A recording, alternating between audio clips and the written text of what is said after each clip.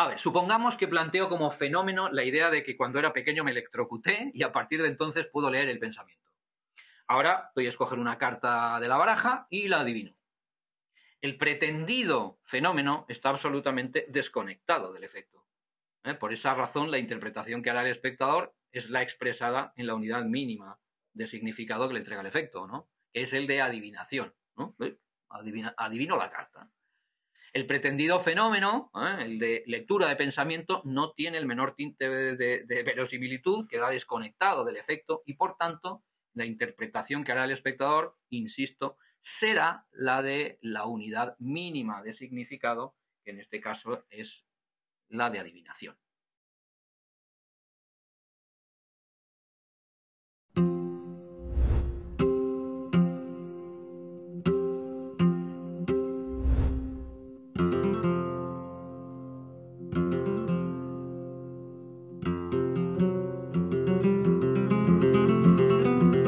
En el último vídeo hablamos de la importancia, especialmente para la magia ficcional, de disociar el efecto y el fenómeno.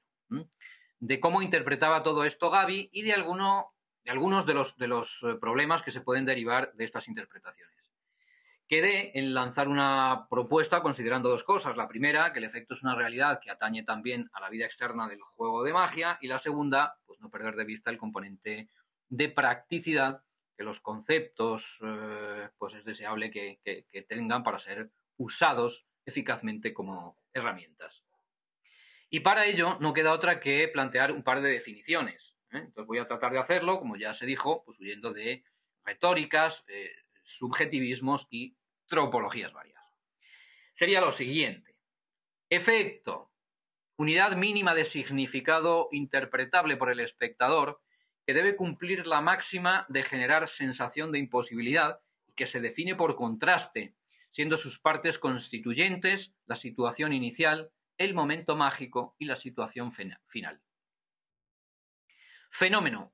Unidad compleja de significado interpretable por el espectador que puede alejarse, acercarse o coincidir puntualmente con la unidad mínima de significado que constituye el efecto, siempre que no pierda conexión con él, y tiene como misión principal servir como vehículo de ideas estéticas sofisticadas, como pueden ser juegos imaginarios, metáforas o percepciones distintas de la realidad. Ojo, digo unidades complexas y no complejas porque la idea de complejidad alude a la multiplicidad de partes, mientras que la de complejidad alude a la unidad de esa multiplicidad, ¿vale? Complexus es un término latino que quiere decir abrazo, ¿no? Entrelazamiento. Quien quiera rastrear el origen de esto puede consultar un artículo de Gustavo Bueno titulado Identidad y unidad. Entonces, vamos a desarrollar esto un poco más. Tanto efecto como fenómeno son dos figuras que tienen en común el hecho de ser unidades de significado interpretables por el espectador y, por tanto, forman parte del proceso de comunicación de la magia artística, pero que difieren en que los efectos son las unidades mínimas que un espectador puede comprender y que le van a permitir hacer una interpretación del acontecimiento pues que descanse en la sensación de imposibilidad, ¿no? Y los fenómenos son unidades complexas que van a contribuir, además de a generar la sensación de imposibilidad, a servir como vehículo de ideas estéticas más elaboradas, ¿no? Como pueden ser pues, anomalías en la ley de causalidad, ¿no? La contaminación de la realidad por el sueño, etcétera, etcétera. Las clasificaciones de efectos que me parecen más útiles son las que buscan encontrar esas unidades mínimas de significado interpretable, ¿no? Transformación, penetración, adivinación, roto y recompuesto, ¿no? Etcétera, etcétera. Para entender esto bien, acudamos a la siguiente imagen. Imaginemos la esfera de un reloj. La manecilla que indica la hora, ¿no? El horario, representa el efecto. Y la que indica los minutos, el minutero, al fenómeno. Ambas están conectadas siempre, ¿no? En el centro de la esfera. La interpretación que ofrece el fenómeno, puesto que está representado por la aguja más larga, siempre será la que prevalezca, salvo en el supuesto de coincidir su posición con la aguja corta, ocasión en que efecto y fenómeno pues, ofrecerán la misma interpretación, puesto que coinciden. El minutero puede alejarse o acercarse al horario. Si se aleja, la interpretación ficcional que ofrece el fenómeno estará más alejada de la unidad mínima de significado que ofrece el efecto, pero siempre permanecerá conectada con él. El minutero podrá coincidir y solaparse con el horario. En ese caso, la interpretación que el fenómeno ofrece será la misma pues que la que entrega el efecto, ¿no? El fenómeno se desvanecerá desde el momento en que se desconecte del efecto y por mucho que contenga ideas estéticas valiosas susceptibles de ser transmitidas a través del fenómeno, pues estas se desintegrarán en el momento en que ambas manecillas, ¿no? Pues el horario y el minutero pierdan su punto de contacto en el eje de la esfera y tan solo pues sobrevivirá la unidad mínima de significados que entregará el efecto.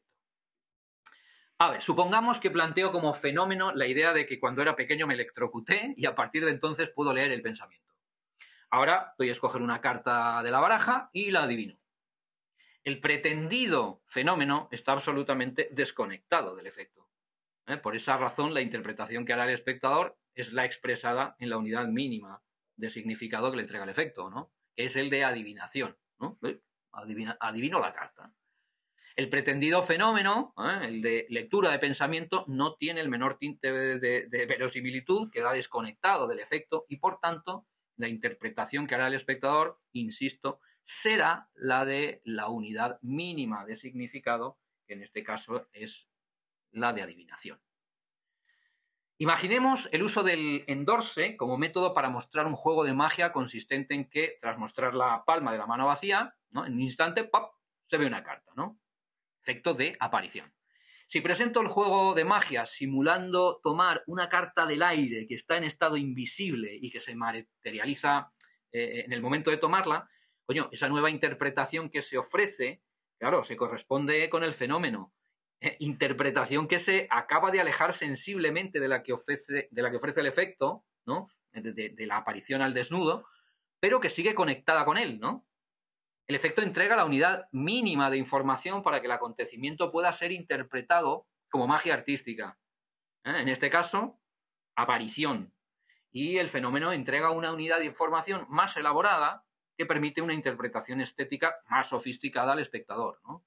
En este caso sería el juego imaginario de tomar un objeto invisible que flota en el aire. Esto está separado en cierta medida de la interpretación que ofrece el efecto, pero no pierde el contacto con ella. Imaginemos ahora que le entrego la baraja a un espectador, que le pido que la mezcle, que mire las caras de las cartas sin que yo vea y que saque una enseñándola a los demás espectadores, ¿no? Una vez que lo ha hecho, le indico que la devuelva al lugar que quiera y que vuelva a mezclar, ¿vale? Inmediatamente, ¡pum!, nombro su carta.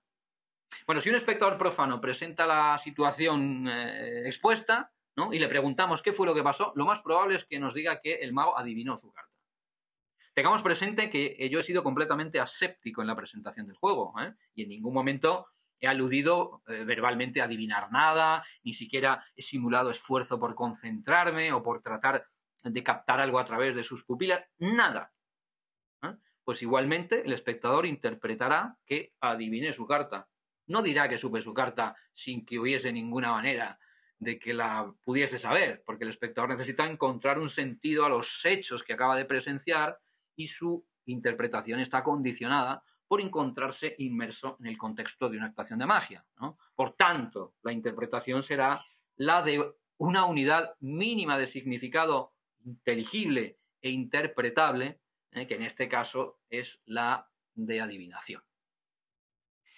Imaginemos ahora que tengo un pequeño mono, un mono real, que chasqueo los dedos y se sube al hombro de un espectador como si fuese el loro de un pirata, ¿no? Le entrego la baraja a ese mismo espectador, le pido que la mezcle, que mire las cartas sin que yo vea, ¿no?, y que saque una enseñándola a los demás espectadores, mientras el mono pues ve todas las acciones. Una vez hecho, indico al espectador que la devuelva al lugar que quiera de la baraja y que la vuelva a mezclar. Ahora, obedeciendo pues un gesto mío, el mono se sitúa en mi hombro, coloca sus manos así en mi oído, ¿no?, y simula susurrarme algo. Hago una pausa, ¡pam!, y nombro la carta del espectador. Si comparamos esto con el ejemplo anterior, ¿no? Con el ejemplo sin el mono, resulta ahora que el fenómeno, ¿no? Es decir, el de animal humanizado, ha alejado por completo la interpretación que hará el espectador del acontecimiento, ¿no? Fagocitará la interpretación que podría haber ofrecido el efecto en última instancia, ¿no? El de adivinación. Entonces ahora el minutero se fue muy, muy lejos del horario, pero, coño, sigue conectado con él.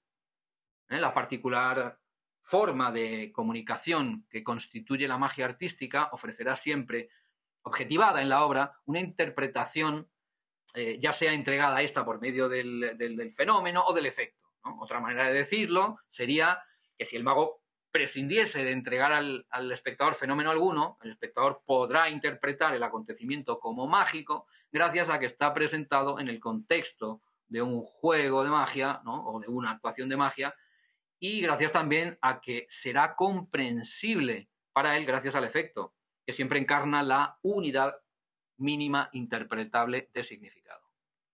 Si el espectador no puede interpretar la información que le entrega el efecto, no habrá tal efecto. Es así de simple, ¿no? Parece razonable pensar que, en realidad, cualquier acontecimiento con que posea la cualidad de imposible, digamos, ¿no? Pues será interpretado como juego de magia. Bueno, veamos, ¿no? Imaginemos a un mago que presenta el siguiente juego de magia. Muestra un trozo grande de papel y lo dobla por la mitad. Lo vuelve a doblar, lo dobla otra vez más, y otra, y otra, y otra, y otra, y otra, y lo dobla, ¡pum!, una última vez. Pues ya está, ese es el juego de magia.